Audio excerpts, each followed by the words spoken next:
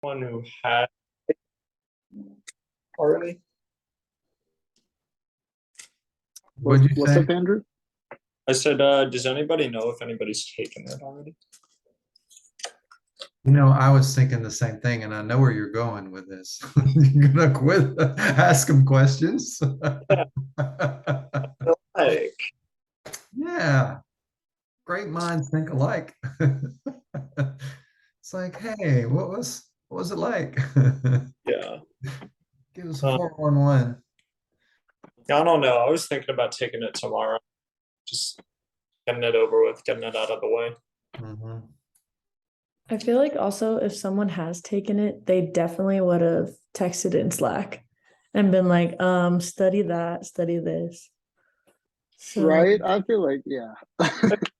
But I feel like Dr. Reed's putting like, if it's out of like, if there's like 40 questions, she's making more than 40. So like they cycle through. yeah, true. Yeah, yeah.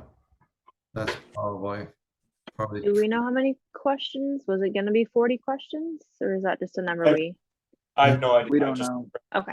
I have Okay, cool. no idea. I'm like, damn, why does that seem like a lot? I feel like she won't ask that many, but we also have 3 hours to take it, which is kind of a long time. I feel like she which- just said 3 hours just to put a time limit on it so that we're not stressing too much on it overall. And it's Yeah. more to, we have extra time if we need it, but not so much so that we are constantly second guessing ourselves though. Mm-hmm. Yeah.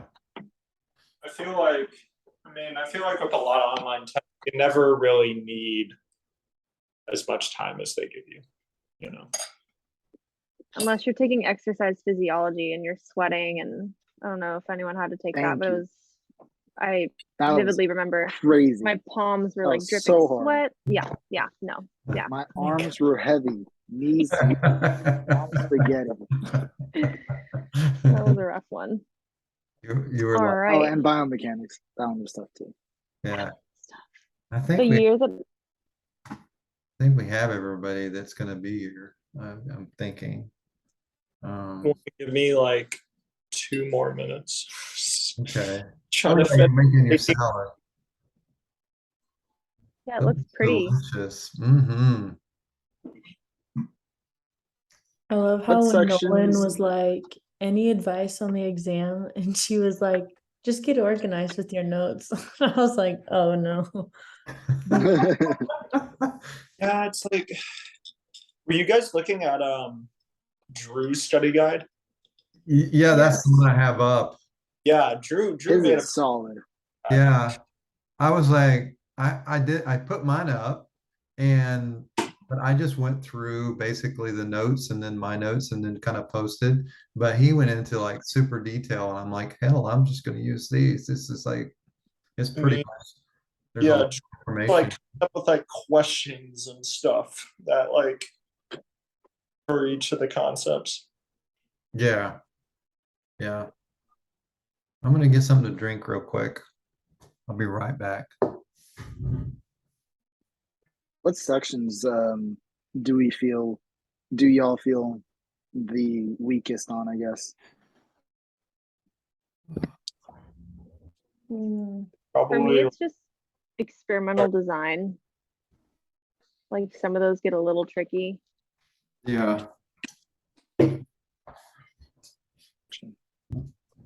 Well, I was talking to ahead. Sierra earlier today, and what I told her is what I bet is going to be on the test is we have to make our own scenario of applying the experimental design, kind of similar to how we've done kind of examples in class where it's like, Yeah. oh, here's leg length, time, mile time, and all these things. Kind of, and then we have to like, oh, what kind of experimental design would we do, kind of thing. I'm sure either I doubt she'll, give us kind of what's it called, material like that necessarily, but I have a feeling that we'll have to at least use the experimental designs in some way, whether we come up with the scenario or what? Mhm. I feel like she'll make us come up with one for sure, for sure. If we did Yeah. it in class, why wouldn't we do it on the test, you know? I mean, what I ended up doing for all the different kinds of designs, like the one-shot study and all the like pre-test, post-test stuff, is I just came up with a like baseline study idea and then applied it to all the different kinds of designs. Like I think my like baseline study was like how does imagery affect free throw shooting, and I just modified it to fit all the different experimental designs. Mhm. So Yeah. hopefully that'll be helpful.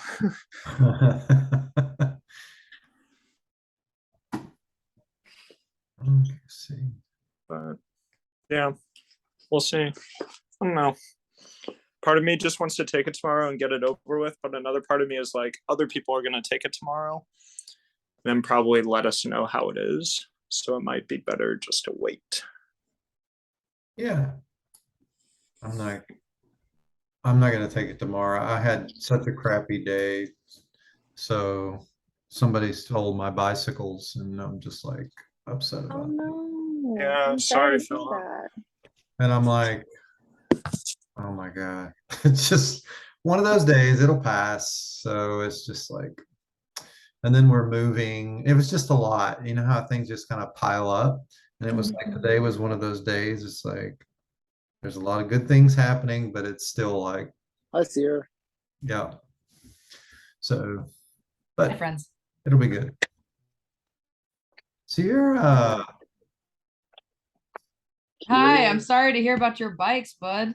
I just hopped in when you were telling the story. yeah. I even had them locked, and where I live, there's a gate and it has a code and you have to get in. So obviously you have to go through the gate and then you have to like even break my locks on my bicycle. I'm like, geez Louise. Yeah, I really like riding my bicycles. But anyway, thanks for listening. So yeah. So this is Drew's outline that I have up. Can everybody see it? Yeah. So Yeah. what I did on his outline is what I've started doing. I haven't done it all yet, but I just kind of like went over the like descriptive research and then kind of like the definition and then kind of start trying to think, okay, what's an example of, where I would be using descriptive research and, in a situation or what. And his notes are very, very good. I really appreciate his detail. Anybody got any feedback on descriptive research? Um, When I think of descriptive research, and this isn't from our notes or anything, but I'm always thinking of like things that you can't necessarily measure by number, Mhm. like more feelings and just like overall emotions towards whatever it might be, like body image or something like that. Yeah. You can't necessarily measure that with numbers, so you have to do a little bit of descriptive research. Mhm. Yeah. Quantitative. Yeah. Anything else on that particular subject? I mean, I think it might have been in Drew's notes. I can't remember, but one thing I wrote down here from the lecture is does not answer the how, when, or why something occurred, but just strictly what. And I think that also ties into how with descriptive research you have to have like very specific parameters to get causality. Mhm. Like you're really only looking at correlational results. Right. Yeah, I feel like one of the things I noticed myself doing that was kind of stressing me out was when I was going through all the notes and I was looking at each of the concepts, I started thinking about like potential questions they could ask, like we could be asked on the test. Yeah. And like, yeah, what did we learn today? Like catastrophizing, I think, where you're like going worst case scenario. Yeah. Yeah. Yeah. I tend to do that sometimes too. Yeah, where I'm Haley like, said that we were freaking out about this, and she said we needed to chill. She said you'll do fine, don't worry. That was her last words to me today. And Robert, you were sitting there too. So she said, don't freak out about it. Yes. She said, just if you have good notes, you'll be fine. I said, okay. All right. yeah, that makes me feel better. And Yeah. maybe I will take it tomorrow. Fuck it. Yeah, maybe. Then we're all going to be on your doorstep going, Part of me is like, I want to just wait to hear back on it, maybe get some feedback. But another part of like, I have other shit I need to do this week. Like, I kind of just want to get it over with so I don't have to worry about it anymore. mm-hmm. I'm also scared if other people take it and then they're like, oh, guys. And I'm just like, I should have just taken it. Like, Yeah, I don't want to hear that. Then you're like, oh crap, I got to study harder and start freaking out about the whole thing. And Well, I can tell you guys right now, I have no choice but to take it tomorrow because I'm leaving Wednesday for my cousin's wedding this weekend. So I do not want to take, I already have to deal with the literature review outline for our other class. I do not want to have to do a test too. So yeah, here's already one person you're going to hear from what the test is like. I mean, I haven't determined a time I'm taking it tomorrow, but I'm taking the damn test tomorrow. Yeah. So you'll hear from me. okay. That was my question: is when are you taking it? I mean, I was probably gonna try to set it up around like class time, so like maybe even a little bit earlier, like maybe 12:30, but like that's like I can't start it any later because I have practice, and then it's like I don't want to start too early either. If I take it tomorrow, that's when I'd probably take it too. Okay. Okay. I will say a lot of detail. What's that? I finished my like rough draft of the literature review outline. Mm-hmm. And to me, the hardest part of it was finding articles. Yeah, I agree too. It was the same thing with the topic summary. Hardest part was just finding articles for it. To support it. The actual writing, not difficult. Okay, the next part. Oh, do I have it up? Sorry, I didn't mean to cut you off. I'm sorry. I would just kind of roll through this or we'll be here all night. The next part is a cross-sectional research and kind of defining what that is, when you would use it, maybe the pros and cons of using a cross-sectional research. And do I have it here? I need to move you guys. You're in my way.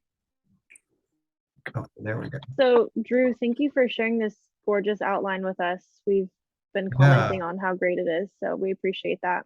No problem. Are you here, Drew? The man himself, Drew, is here. Yay! We're here. Thank you. Thanks, man. I'm like, okay, you did a great job on this. I'm just going to use yours. It just makes everything easy. How long did this take you? I don't know. I've been doing it for like 2 weeks, so I'm starting the one for next week too. It simplifies it for my head because I don't like stressing during the test. Like an open book test, I don't like looking for the answers. So Yeah. at least have an idea of what's going on. One thing I appreciated about it, and I'm sure other people did, is like you're also coming up with like fucking questions for each concept. Like it's not just like, what is this? What's an example? Right. Like, so yeah, it's just what I like to do. So I thought I'd share it with everybody. Thank you. Really. This is Man, so Drew. helpful. This is like you have a gift. This is a gift for sure.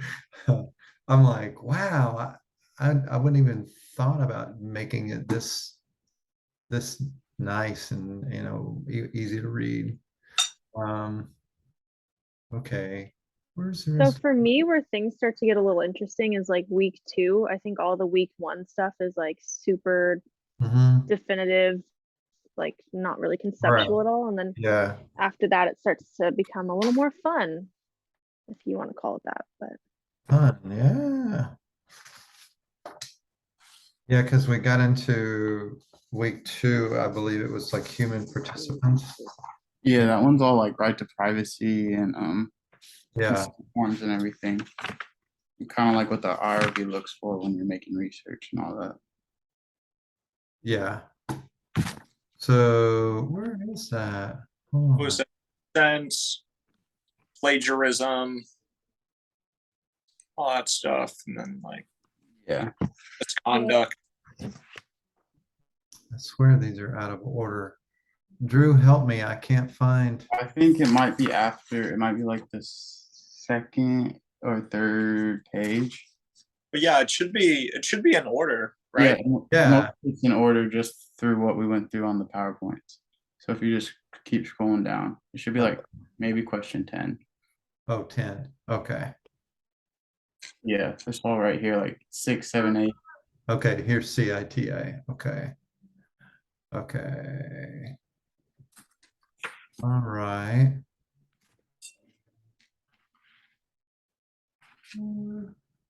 Okay, protection of privacy. Yeah. So informed consent. Um, as far as risk, and then what was the other part of that? Vulnerable populations. I know that's probably going to be on there because she gave it to us on that quiz. Yeah. And we kind of, in 572, we went over informed consent, kind of like, doing our little spill in the videos. I feel like for this section, it all revolves around informed consent. Like informed consent, I feel like the big thing is to know that it's a process that happens throughout the research. Like it never stops. So like, and then when you look at like right to privacy, right to non-participation, right to remain anonymous, that's all just a more detailed version of what's in our conformed consent form. So it's like, if you kind of think of it like that, like this whole like section of authorship, plagiarism is all kind of informed consent. It all kind of revolves around the same thing. Right. Like you don't want like when it goes into like personnel, you want your personnel to be educated in the city training so they don't like lose right to confidentiality and like right to non-part like right to remain anonymous, all that stuff. And then Yeah. that's kind of what the IRB looks for in like the criteria for your research. Like what risks are you doing to minimize all this stuff? And like how will these benefits occur to the like population as a whole rather than just the individuals in your experiment. Okay. another thought to add on to that is just reminding your participants that they can like be done at any time. They don't ever have to like do anything they don't want to do. Like they don't have to finish. They could just be done one day. Yeah. And even after the research is done, they can say, you know what, I don't want any of my tests or any of my interviews, whatever, to be used in this. So take away my data completely, which is unfortunate to make it that far. But I mean, participants do have the right to just say no to all of it. Yeah. Good point. And then that too kind of leads into like plagiarism and falsification. Like I think a big point is like they're people before they're data points. So like you want to make sure all your stuff is like legit and you're doing it for the right reason rather than just doing it to try and get your point across. Okay. And then I feel like too for like the vulnerable populations, just understanding that like each group might have a like decreased understanding of what's going on, and then that's why they're a group at risk, or like just like, and even that might make it more difficult for your research if you're working with vulnerable populations. Like that's gonna affect like how much time you can put into your research. Because I don't know if she's gonna ask questions on like stuff revolving around the like research questions, or if it's more just about like research in general. Yeah, that'll be interesting. See the other part. So the IRB stuff, confidentiality, that's basically what we just went over. There was a question. Doing Oh, the variables. I know that will be on there. Let me go up here for 1 second. Okay, yeah. What are quantitative variables and what are qualitative? But I think that's pretty, I think we all pretty much have a good understanding of that though. Yes? Yeah, that one's simple. It's like I feel like the big like different like understanding of this one is like, because surveys I feel like could go into both categories, but understanding like what the survey is asking and what is on that survey like makes it quantitative or qualitative. Yeah. You know, and my sister's doing her doctorate right now, and you know, she had to come up with her own questions and everything to kind of build some kind of value to the questions that she was asking. And so I think a lot of times we use a mixed method because it's like you have to use quantitative to come up with to have qualitative, or did I screw it up? Quantitative. Anyway, you know what I'm talking about. I think what you're meaning to say is that the qualitative explains the quantitative to a certain extent. Correct. Yeah. So I think in psychology we use a lot of quantitative, no qualitative, quality. I have to think of it that way, quality and quantity. But anyway, what were you saying? I'm sorry, Robert. Oh, no worries. I'm actually having a hard time understanding type 1 and type 2 errors. I know this is far ahead, question 26, 27, but could someone just explain to me how why in the example where the alternative hypothesis is elite powerlifters have higher mental toughness than recreational lifters, and elite powerlifters do not have higher mental toughness than recreational lifters, how that is a type 2 error if our data shows there is no difference between elite powerlifters and recreational? Because if the data shows there is no difference, then wouldn't we be accepting the null hypothesis? Yeah. So how is that type 2? You know, I know this is the exact example from the quiz. I'm having a hard time wrapping my head how it's not just we fail to reject the null, but instead it's actually type 2 error. Philip, could you scroll down just like a little more? Sure. I feel like because my mom's a professor, so she's like statistics expert. The way she And Cameron, you got this then. No, I do not. Yeah. I am not that person. But the way I got explained, so HO, so that would be the null. So elite powerlifters do not have higher mental toughness than recreational lifters. So the type 2 is accepting that. So type 2 error is saying, yes, there isn't a difference between elite lifters and all that stuff. So that's why it's type 2. So when it says like fail to reject, it just means you're accepting what the null is. And like, I don't know if that made any sense, but That chart confuses me. What you just said is the way I kind of learned it, but if I look at that chart, it kind of confuses me. But right. Yeah, that's what I thought too. I'm sorry, can you repeat that one more time? I lost audio for a hot minute. Yeah. I'm sorry. So, so the null is the HO.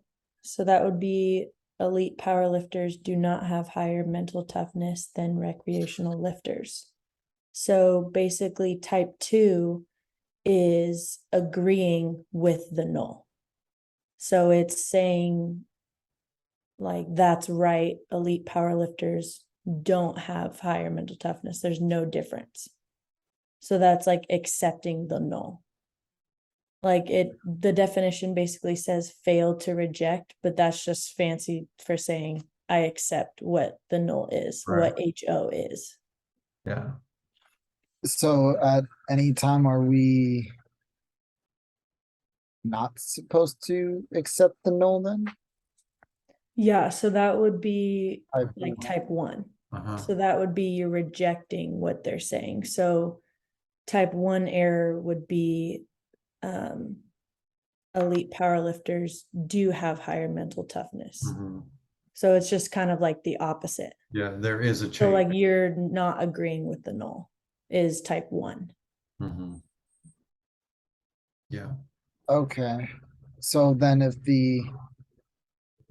we are rejecting the null Mm-hmm. and thus accepting the alternative Mm-hmm. hypothesis based on the chart, wouldn't that then be the correct conclusion? Let's go back to the chart. I just Say think that with again. the examples that she put on, she didn't like include everything Oh, in like, because on the notes, I think if you scroll down to them again, in our notes, the example that it put, it would be like a type 2 error is that like yeah, if you go up to type 2, I can probably explain it a little better, is it'd be that there is a difference between like there's an actual difference between elite powerlifters and recreational lifters. So there's an actual difference, but the data you got from your research shows that there's not. So it would be so it's like, oh, there's actually a difference because like I feel like logically that makes sense. But when you ran through all your tests and your research, you found that there was no difference. So it's a false negative. Like it's like that's not true. mm-hmm. Whereas type 1, it'd be like there's a false positive. So it's like you actually there is no difference between, or your data shows that powerlifters have high mental toughness, but then when you ran the research, it showed that there wasn't a difference. Mhm. So it's like that's kind of how I had to run it through my brain because there's a good example in the PowerPoints that like has an example of it. So it's like I can kind of read that one too. It'd be like if it's a type 2 error, it'd be your imagery intervention is actually effective, Uh-huh. but your data found that it's not. That would be a type 2 error. So it's like, and then a type 1 error would be your imagery intervention is actually not effective when you found that it was in your data. Mhm. So like I think that's like the third chart in our PowerPoints, and that's the one I kind of look at because if I just go off like the one I put in these in this study guide, it's kind of confusing because it doesn't really explain it. It just kind of gives you basics. But if Basically, you look, if more data involved, then it would kind of make more sense, but because of what we were given. yeah, because on that, when I was looking at it when she gave us that quiz, I was like, that doesn't make a lot of sense. Okay, yeah, that's But then when I looked at this chart in our PowerPoints, it's kind of like it explains everything here and it explains all like why you accept the null. But this one was just kind of like what I basically put in. Mm-hmm. okay. Yeah. Thank you. Are you talking about this one? Yeah, that one in our notes is really good. That one's kind of the one I kind of go to straight away when I look at this one because it just That one explains makes everything. sense to me. Yeah. Yeah. Other than that, it's too simple. It's like too simple and it's confusing. Okay. Right Thank on. Okay. How do we feel about the null hypothesis and type 1 and type 2 errors? Good. Better. I'm Better. definitely wrong on the notes. I know it's hard to wrap your head around it. I mean, when I was in Yeah, it's undergrad, it was like, okay, it's confusing. yeah, but you fail to I reject. feel like Like, what Drew said, if we had more evidence and stuff, like not just one sentence of an example, then yeah, we probably could figure it out better. Hmm. But I just feel like on the test, you kind of have to put in like another part so you kind of understand it. mhm. Yeah. So it's like you kind of get the full picture. Cause like even then, I was trying to like do it in my head of the example she gave us, and I was like, oh, that makes it more confusing, but I feel like that's the point. So that's why I kind of try and simplify it like, oh, you just put like the intervention you're trying to study and just like break it down rather than looking at like weightlifters and not weightlifters. Like, is your intervention proving what you want or not? So it kind of dumbs it down. Yeah. Are you guys familiar with Khan Academy? Yes. Yeah. Look up this on Khan because it made a whole world of sense for me when I did that. So Okay. yeah, anytime I'm like just like going crazy, I'll go to Khan and I'm like, okay, that makes sense because they break it down into bite-sized pieces and makes it easier to understand, at least for me. So okay. The other thing, so we went over human participants and vulnerability, type 1, type 2 error. Did we do independent and dependent variables? I think we were about to, but then I asked my question, so thank you. No, that's Variables are the variable that's going to be manipulated, and the dependent variable is kind of the results of the manipulation. yeah. So what? Let me see. What number is that? Do you know, Drew? I think it's towards the end. Let me check.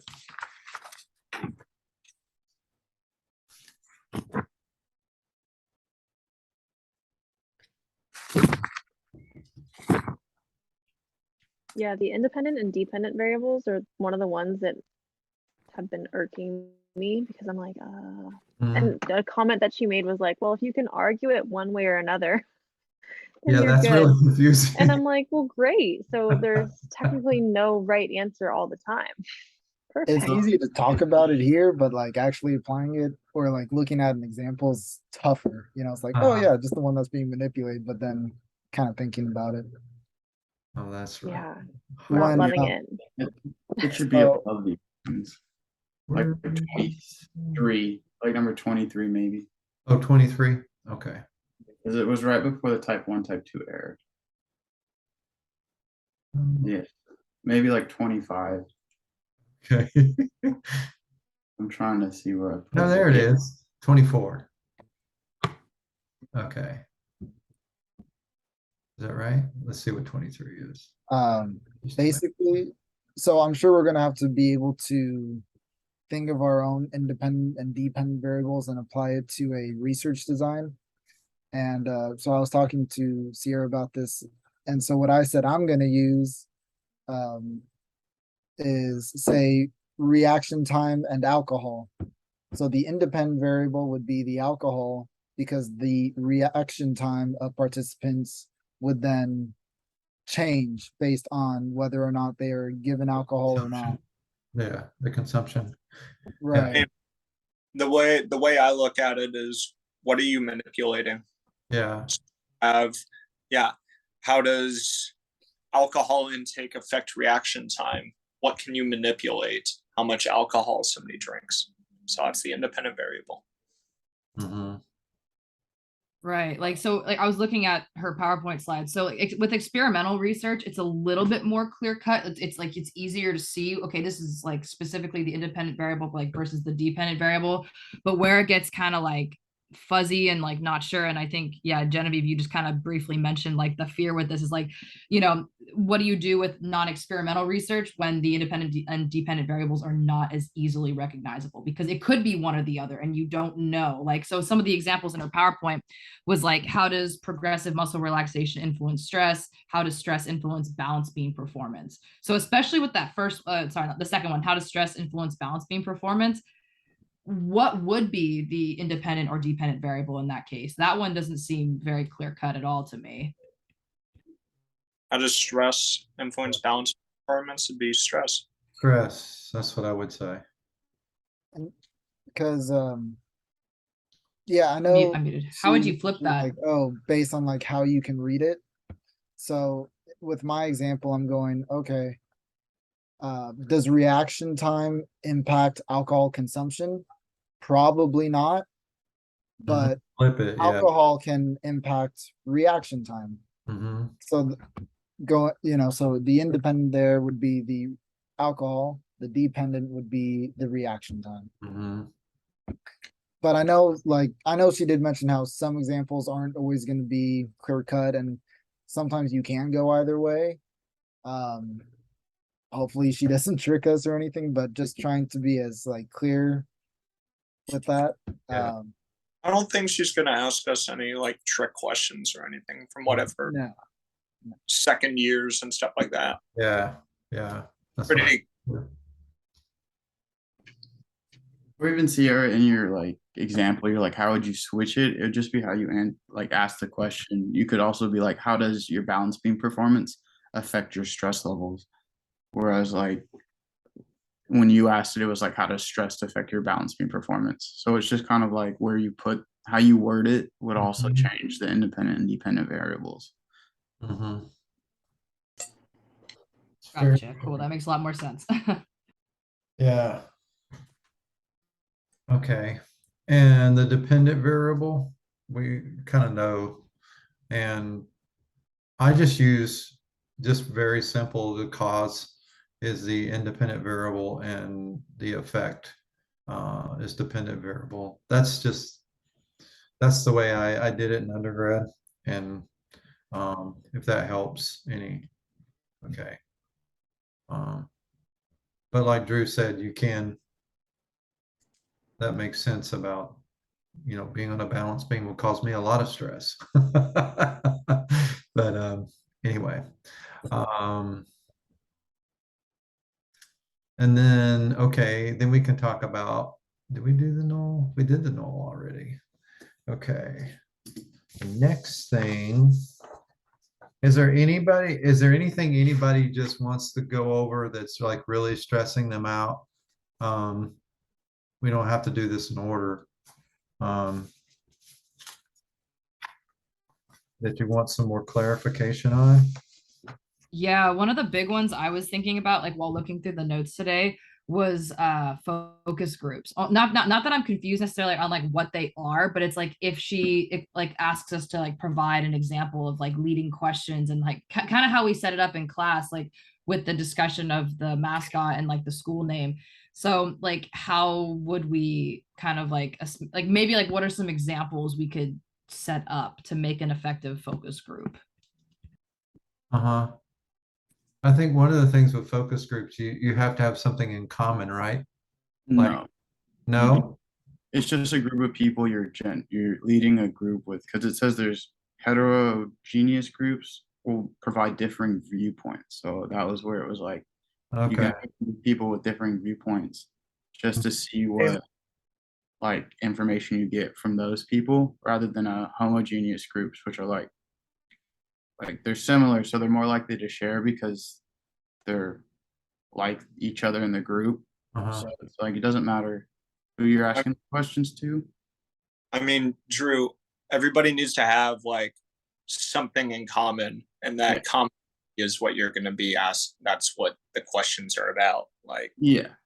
in class, it was, what does everybody in class have in common? We all go to Right. Long Beach, so we're going to talk about CSU Long Beach. I mean, Right. everybody differing opinions based on the questions on CSU Long Beach, but everybody has that in common. Well, So- I mean, Focus groups don't always have to start with something in common. They can groups can kind of lead themselves into commonality, but they don't always have to start with something in common, correct? I mean, I have it in my notes that I think I took from the slides. Mhm. Conducted in groups of individuals who have something in common. Yeah, that's what I have too. Okay. And That like, makes it of easier than makes it simple. yeah, just for the simplification of it, yeah. But I feel like because a big focus on like external validity is like, is it generalizable to Yeah, everybody? That's where I would think of like, not everybody in the focus group has to have a similarity. Because if we're trying to generalize this across the board, not mhm. everybody is going to have a similarity. So Yeah. that's just what I was thinking of, or like. Where's that in your notes, Drew? Do you I know? didn't get to that. I got to like right before the experimental stuff. Oh, So okay. that's not in, yeah. Yeah, I have it in mind real quick. Well, I'm looking at the textbook right now, and it's more of like a general like similarity. Like it says, such as group of students or an athletic team, a group of teachers. Like they at least have like Something. that in common. Like it doesn't have to be like, I don't think something specific, but more just general. General. Yeah, that makes sense. Okay. Does that help, Sierra? Yeah, that helps a little bit more. I think like I understood the concept. I was just more nervous about like the actual conceptualization of it, like applying it to an example. God forbid she does ask us to. Because I remember when we did it in class, I don't think I was the one asking questions. So I didn't really get to see like how that worked for myself. I got to see like, as a respondent, like kind of how, yes, we were all similar in the fact that we're students at, Long Beach State. We're all in the same master's program. But we still had differing opinions. I guess I was more worried about like the leading questions, but I think now that it's a little bit clearer, everything, it might be a little bit easier to make an example if we have to. Yeah. We had to come up with the questions first. We had like the focus group was like the third step in that whole process. So I was just curious if that would be something that she would want us to talk about. I don't think we'd have to come up with questions or anything like that, but just to understand, that, okay, if you're going to do a focus group, you need to kind of like qualify your questions before you start, you know, before you get the people together or something of that nature. But I also want to say it might just be important if she does ask something like this, just to make sure it's an open-ended question. I feel like that is like number one thing for focus groups, like make it open-ended because you have to start a discussion. yeah, I feel like that's something that sticks out to me.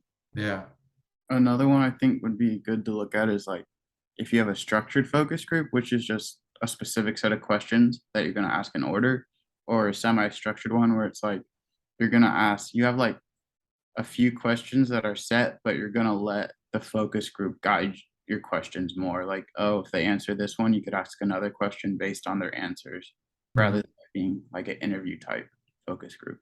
yeah. Yeah, I think that's what my group kind of did. Jeremy was the researcher, and he would ask a question, and then everybody would chime in, and then he would go to like the fifth question he had because that was related to some of the answers that they said, and then it was just kind of flowing that way. Mm-hmm. Okay.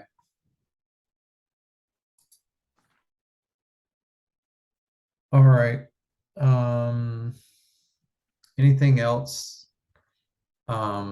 Experimental designs is one that's kind of gotten me a little bit I understand it, but I'm not like confident in it. So did you get to that part Mm. through? I didn't, but we can go over it. I kind of, those ones make sense in my brain until I need an example. So yeah, that's the thing for me. It's like, okay, you know, give an example of test and retest or something like that, or you know, the difference between true experimental design and what was the other one? Pre-experimental Pre, pre-experimental yeah, design. yeah, I think the big difference for those ones is randomization. Like Yeah. a true experimental design, you randomize every group you're in, and yeah, then the pre and quasi experimental designs, you don't randomize those groups. yeah, I mean, Philip, I was saying earlier, like for all the different experimental designs, and even for the pre-experimental designs, I used the same example and then just modified it to fit each design. yeah. Like, I mean, yeah. So I feel like that's the way to do it, just to keep things consistent, so you can understand it better. Mhm. That's a good idea. Like, be able to see the differences between each kind of study. Mhm. Or I feel like this one is a good one where Robert's example comes in, like alcohol consumption and reaction time. So Mhm. like Yeah. for like a post test only, you have two random groups, and Mhm. then you test one group's reactions time with no alcohol, and then you test another group's reaction time with alcohol. And then you kind of just move down the list of like how you would modify those depending on each experimental design. Mhm. So if we go into like the pre-test, post-test, Mhm. you get two random groups of participants. You'd Mhm. test the reaction times. You'd give one group alcohol The and other then one. test both groups' reactions times. Yeah. So if like that was to be like, if she's like, oh, give an example of a pre-test, post-test randomized group, that's kind of like the easiest one to go off of.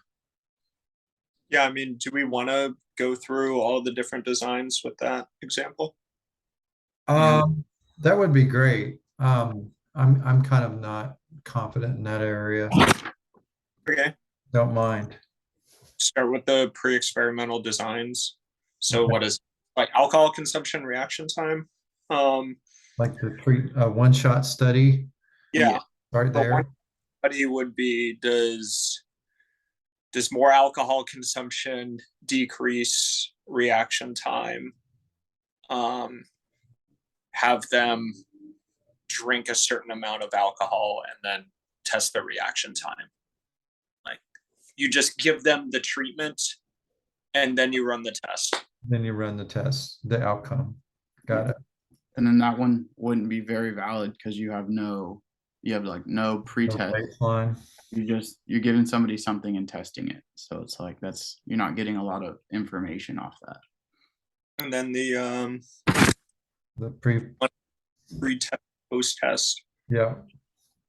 is be is it you would just test their reaction time, then give them the same treatment as you did with the one-shot study. You give them the initial treatment, test the reaction time, And then have them consume alcohol, and then test their the reaction. reaction time. Got it. Okay, that makes sense. It's better, but it's still not a true comparison. Mm-hmm. And so, like, That makes sense. Yeah. And then the static group one is like you have two groups of individuals that they're not randomized, but you give one alcohol and test the reaction time, where the other group, you just test their reaction time.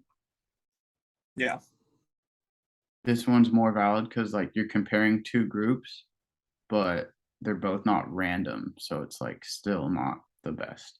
yeah, Yeah. Yeah. And then we get into the true experimental designs after that, right? Yeah. And so post-test only is the same as the one shot, except there's just randomized groups. Yeah, this one you have like you have two groups instead of one, so you can compare something. Mm-hmm. And the randomized, so it's even better. Yeah. Because without randomization, there's always going to be some of our own internal biases that are Mm-hmm. applied to the groups, whether we recognize it or not. Absolutely. And then in the pre-test, post-test, you would have the two different groups where they get the initial reaction time tested. And then one group consumes alcohol, the other group doesn't. And then you test the reaction time again. So this one's a lot more legit. Okay. Yeah, this one's like the most, I feel like the most like classic, valid experimental design. Yeah, Mhm. like the one we always think of. Random control group pretest. Yeah. This one is just for the cons I have. It's like it says it's not very generalizable, Right. so that'd be the only con there. That's Yeah. Oh yeah. And then everybody's favorite, the Solomon 4. Yeah. This one's fun for my brain. So that alcohol. So for that one, let's see. For this one, I'm always start off. You have 4 random groups. Yeah. And then 2 of those random groups get a pretest. Of the 2 random groups that get a pretest of the reaction times, we're only going to give one of them alcohol, and then both of those groups get post-tested. And then the 2 groups that didn't get a pretest, one just gets post-tested. So we're only testing the reaction time once. And well, the same with the other one, same with that second group, but that second group gets alcohol and then they test the reaction time. Yeah. So it's just kind of like all of the steps. Yeah. You're covering all the different combinations. What was Does that? that Sorry. Sorry, I didn't mean to interrupt you. Robert, did you have a question? Oh, I was trying to show. I took a picture from the textbook where, because in her slides, the that visual was kind of hard to see, but if you look at the textbook, it lays it out pretty nicely and nice kind of grid. Where as Andrew or Drew explained it, where all 4 groups are randomized, 2 of them get pre-tested, all of them are at least post-tested, but only 2 of them are treated with the independent variable. Mhm. It's a lot easier to see if you have the textbook. Okay. But if you kind of just look at the textbook and see where it talks about the Solomon 4 group, it lays it out pretty nicely, I feel. Okay. I can find it and show a picture. Let's see. Oh, thank you, Genevieve. Page 360. You're on it. Yeah, the Okay. visuals were messed up. Sorry, my dog's barking, but I was like getting anxious because I'm like, this does not make any sense. All these letters are everywhere and the arrows are everywhere, and I needed to hunt it down in the book. So Yeah. I did that. Okay, I'm gonna look at that too after we're done because I'll if I have it pulled up on my computer right now, if I can share my screen real quick. yeah, I think you're able to. I didn't like. Do I need to enable that? I think I do. Let's see. Yeah. Screen sharing. Let me stop sharing for a second so I can find it. Okay. I think I have to make you a co-host. I think that's what I do. Robert.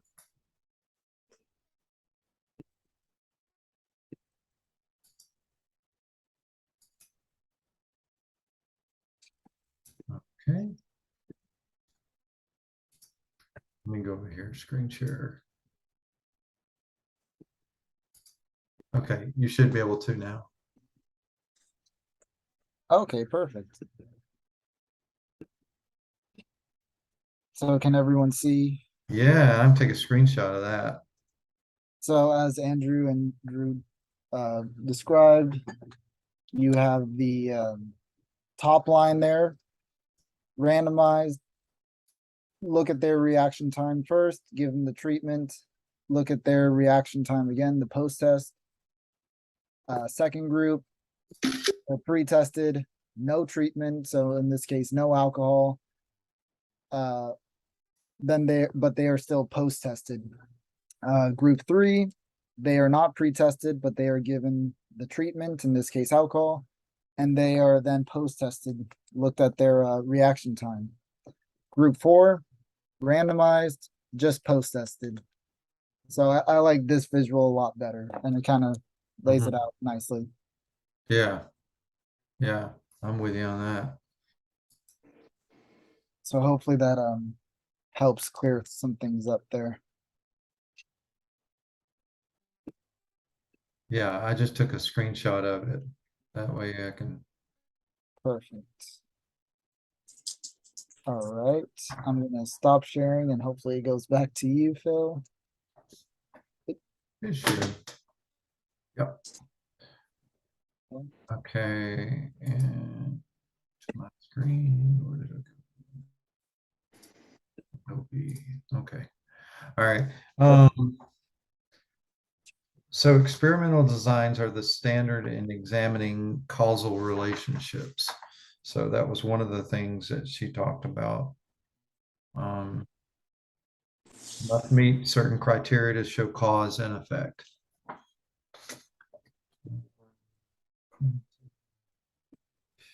We got that. We want that.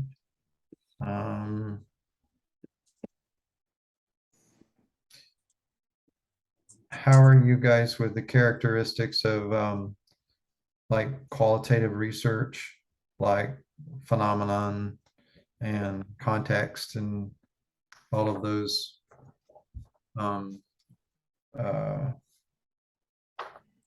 Yeah. Let's see.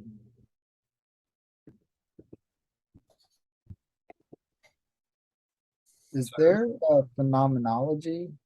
Phenomenology. Yeah. It's for qualitative research. Yeah. What is that again? That is the That's when you learn from the participants' perspectives. gotcha. Yeah. It's just looking through their eyes. So I feel like in terms of research, it would be a lot more like interview based rather than observational. I always have the idea of psychology in my head, and most of the time it's qualitative, that it deals with phenomenons, context, abstracts that you really can't like measure, not unless you use the proper procedures to do that. So that always helps me to keep like, okay, it's Yeah, keep I mean, in mind. sorry.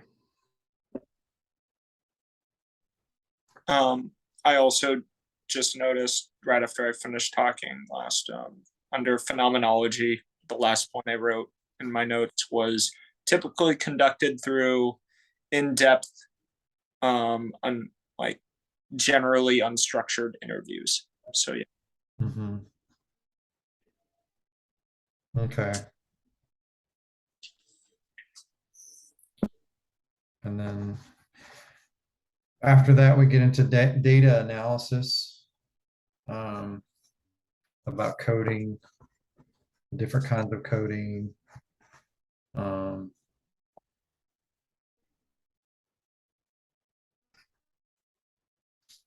Mixed method.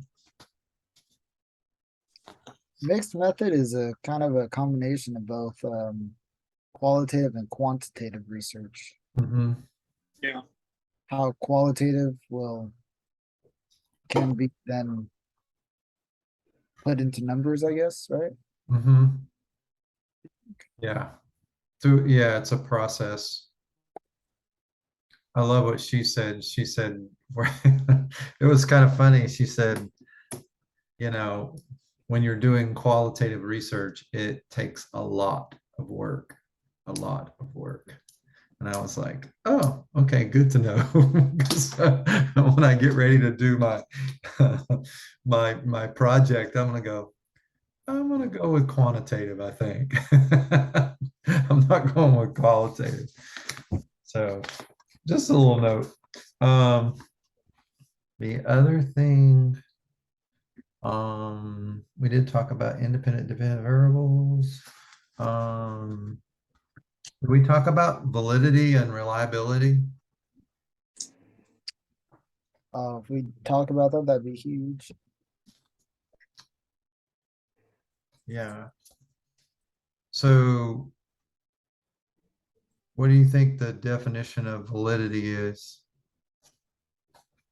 And it's in your notes. I know it is. I saw it a minute ago, Drew. I don't know exactly where it's at though. I know you have it. Definition in the notes that Drew has here are the degree to which a test or instrument measures what it is supposed to measure. Yeah. That one might be towards the end, like 40. Yeah. It's 33, 34. Oh, is it? I'm making you all sick. And reliability is Okay. whether research methods can reproduce the same results multiple times. So kind of the test to retest. Yeah. Okay, the general definition of validity. Yeah. Are you measuring what you're supposed to be measuring? And then reliability is if all the conditions if all the conditions are the same, is that right? Let me look at it again. You probably have it here. Do you have reliability first? Yep. Okay. Whenever research. Everyone, I'm gonna head out right now. It is dinner time for me. Thank you so much for this little session though. Much appreciated, everyone. I will see you all Wednesday at least. Yeah. Okay. I'm gonna put this on Slack after we're done. I'll download it and everything and then put it up. So if you want to go back over it or what, you can. Awesome. Thank you. Hey, we'll see you Bye, later. Robert. Enjoy your dinner. Okay. Sorry, I'm not yawning. If your research methods can produce results, then reliable. Okay. So everybody good with reliability and validity? Yeah. Yeah. I just know for these ones, something can be reliable but not valid. Right. Because I know in the notes it was like, she was like measuring a trunk lift, and they were testing it the same way each time, but the ruler was upside down, so it was a reliable test, Uh-huh. not a valid test because you're measuring upside down. Yeah. I mean, if you're consistently getting the same answers, they just happen to be wrong. Yeah. So. Yeah. Yeah. I didn't know what a trunk lift was. I was like, what is a trunk lift? I'm a psych major, so I didn't know what that meant. But No. Tell me if this is just me, but I feel like for a lot of this, for like, yeah, just studying for this in general, because we don't know how in depth she's gonna go on the test with the Right. question. We yeah. don't like. I feel like I'm ready for this test and I don't need to study, but I don't. Like our first test with her. So. I feel like I have a pretty good idea of all these different concepts, so maybe she goes super in depth with stuff, and then I don't know. But Mhm. like, I feel like there's no kind of concrete point of like, all right, I'm ready. Yeah. Yeah. Yeah, there's unknowns that we can't really put our finger on. Yeah. And like with asking all these different questions and everything we've gone over so far, I feel like for pretty much everything, I'm like, I know what this is. Either know it off the top of my head, or if I don't, I just look for it in my notes, and then Right. everything I talk about is in my notes. So it's like, I feel like I'm good, but at the same time, it's like, am I ready to take this test now? I don't know. Yeah, yeah. I hear you. I'm just Oh. concerned if it's like gonna be like examples. So it's like I want to know the general idea of everything. So if I do have to come up with an example, or have like Sure. the basic understanding of that question, if that's asked, and then all I have to think about is like a basic example to put onto it. Yeah. Yeah. I mean, I feel like the main thing we're going to need examples for is all the different pre-experimental and experimental designs. Yeah. Yeah. Yeah. I mean, it's probably a good idea to come up with examples for the different concepts we learned about qualitative research, but at the same time, it's like Mhm. phenomenology. Like that, I feel like that can apply to anything. And I feel like so much of this is just like, can you come up with any kind of example of qualitative research? Yeah. Yeah. Absolutely. Because we're so we also have to think we're so real. I'm not trying to like make this easy, but we're so early in this stage of research methods. I think she just wants us, if we have a good firm grip on qualitative and quantitative research, that we know how to you know say, okay, this is going to be my independent variable and this is going to be my dependent variable, you know and these are the things that I really want to measure against, and blah blah, and what tools to use to do our research. So I think that, with that being said, I still get hung up on the 4 C's of validity. Will you guys go through that with me? Yeah. Does anybody else have a problem with that? Where's validity in my notes? Me too. So I know, There's just a lot going on with that. I'm like, huh? Yeah. Slow down for a second. I I'm know str- logical validity. That one's like, she's like, that one doesn't matter because it's not ever used because it's so simple. Construct. Or logical validity. That's like just the first one. That's just like, Oh. if you see balance test, you're like, oh, I'm gonna be tested on balance, or like the speed test. It's like what you read is what you're gonna do. Whereas like validity. I didn't even write that down.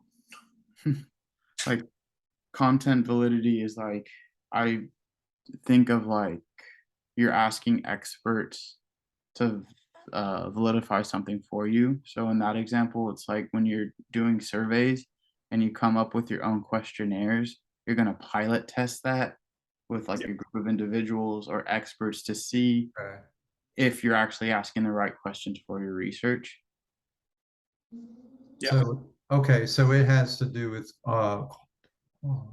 So like content, it's like the Yeah. content of your questionnaire is yeah. The way I kind of also simplify it is just expert opinion. Mhm. Like check with experts to see if this is legit. Okay, and that's content, you said? Yeah. Okay. Um Awful. criterion is just comparing whatever you're measuring to the gold standard. Got it. Like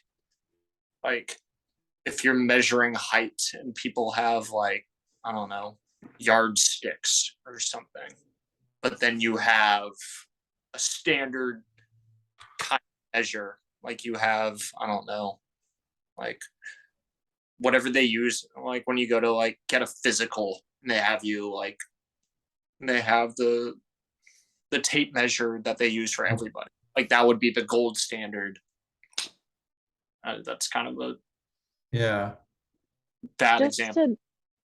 to, I'm thinking, is there really any time that us, like as sports psych people, would have to use any criterion validity? Like I know that like the example here is like VO2 max. Like we're not going to do, I guess maybe we'd look at it, but like we won't be making up our own questions and testing against a gold standard very much. I don't think. What do you guys think?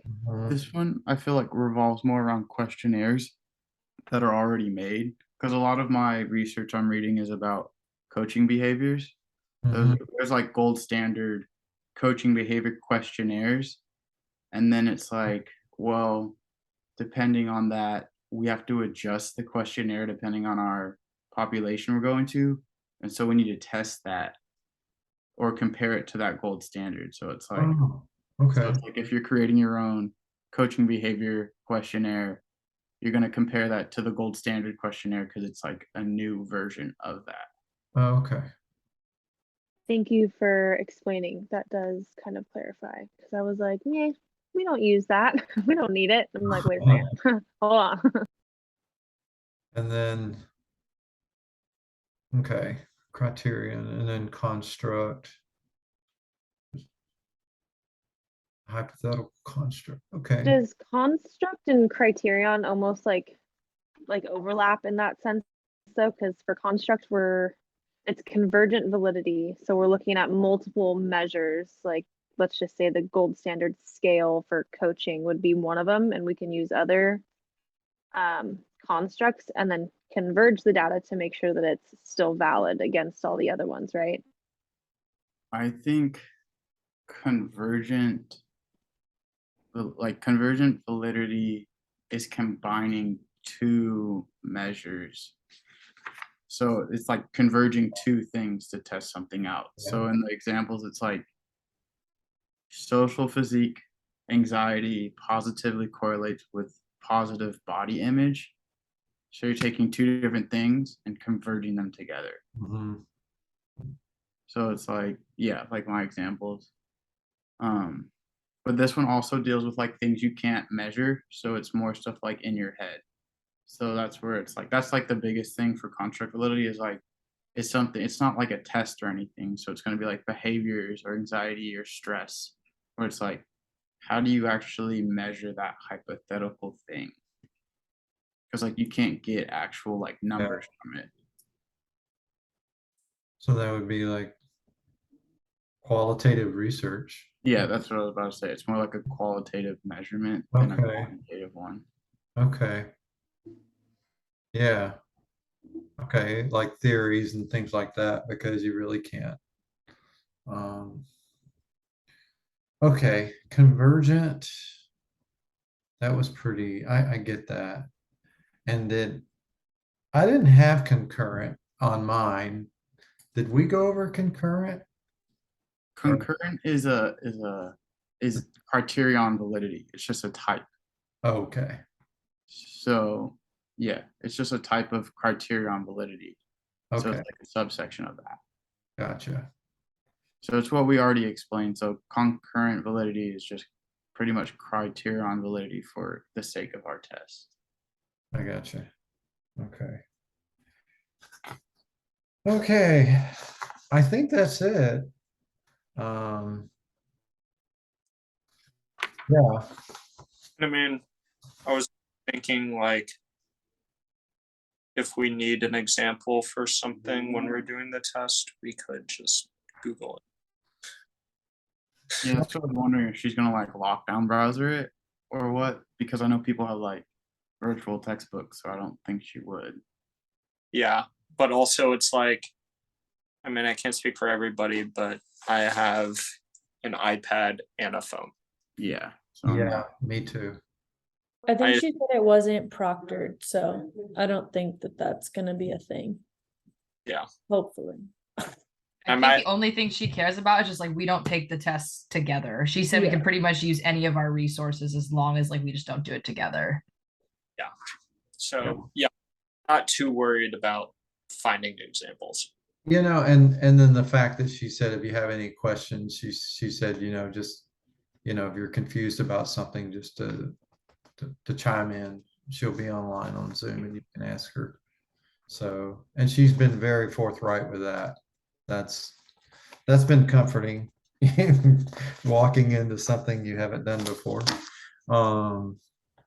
But I think I'm good. Hey guys, what I'm gonna do is I'm gonna like record this video. Well, I'm recording it now, but what I'm going to do is download it. And then I think what I'm going to do, and try to, is do it through YouTube so I can actually get a transcript. So then I can actually post a transcript as well.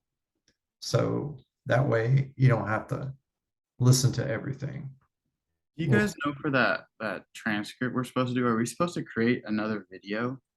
Or Yeah. Are we? I was Like, just gonna ask that. I was like, was going on this morning? And I didn't want to ask because like no one else was asking. I was like, I'll figure it out.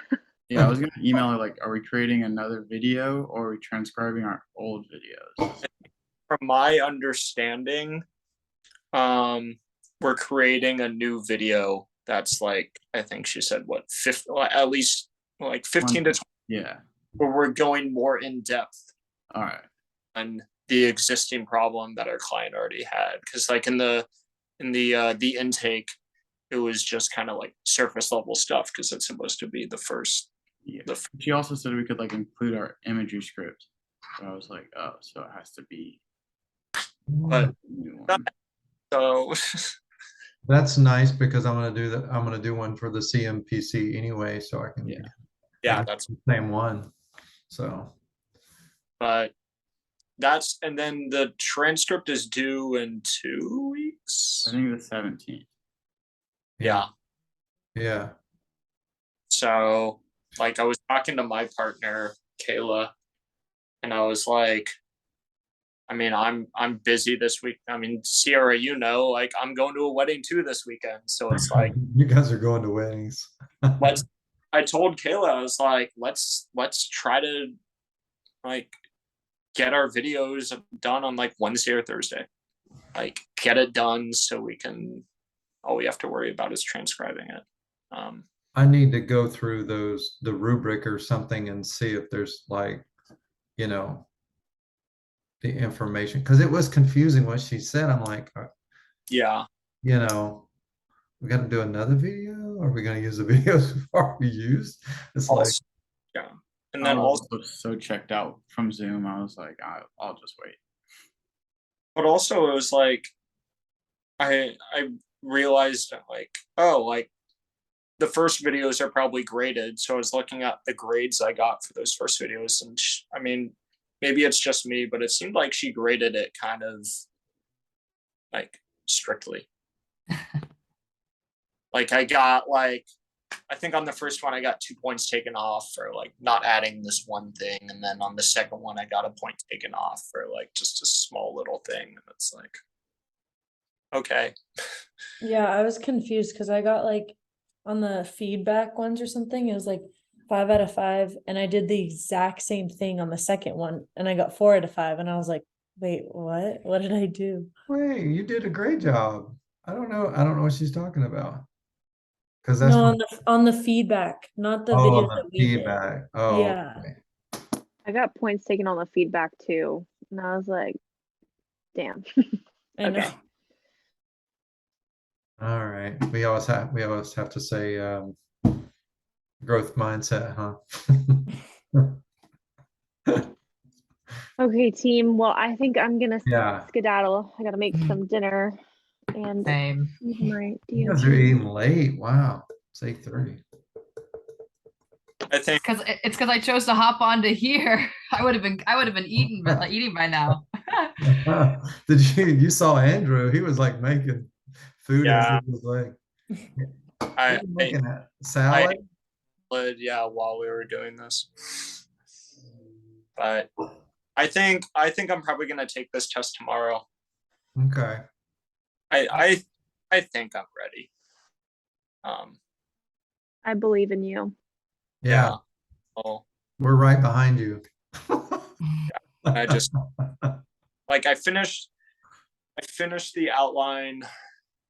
I want to get this test done. We no longer have to worry about the imagery script due on Monday because that got extended. So now it's just like, I just want to start getting like reading done and then also trying to fucking prepare for this video transcript thing. Mhm. And we have a test next week. Yeah. Yeah, I'm not. That's a problem for next week. I know. Just one Yeah. day at a time, Drew. Yeah, I hear you. I'm living mindfulness, right?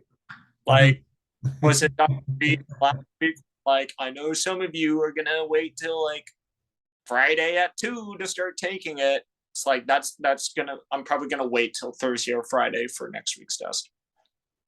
Yeah, that one's a bit scary because there's Yeah. a lot going on with that one. It's kind of all over the place. And I feel like that one is going to have more questions on the articles, which is going to just be fantabulous.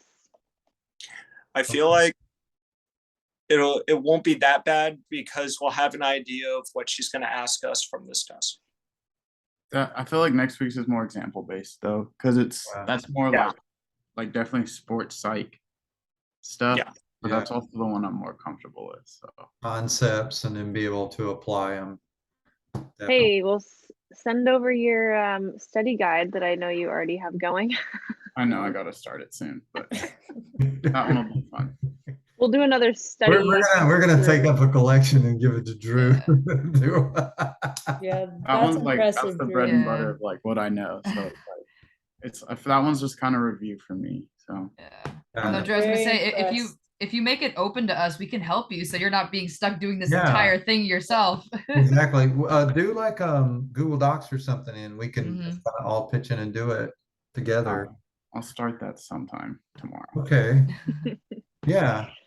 Yeah. Don't take it on all by yourself. The other thing, I don't know if you guys saw on Slack, is I wouldn't mind, and Andrew and Jeremy and I were talking about this, is if we do this like every week, like kind of like a refresh of the week, maybe on like a Wednesday or a Thursday, and say, hey, what questions do we have? Did you understand this?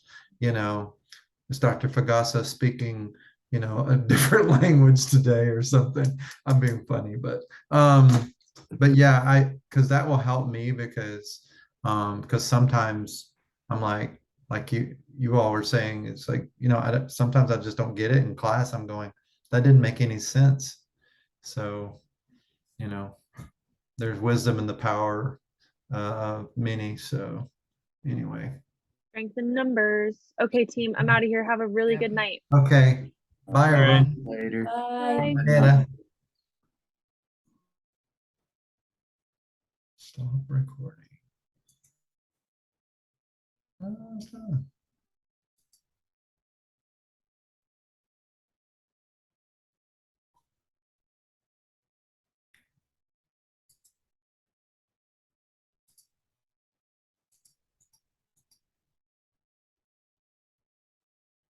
And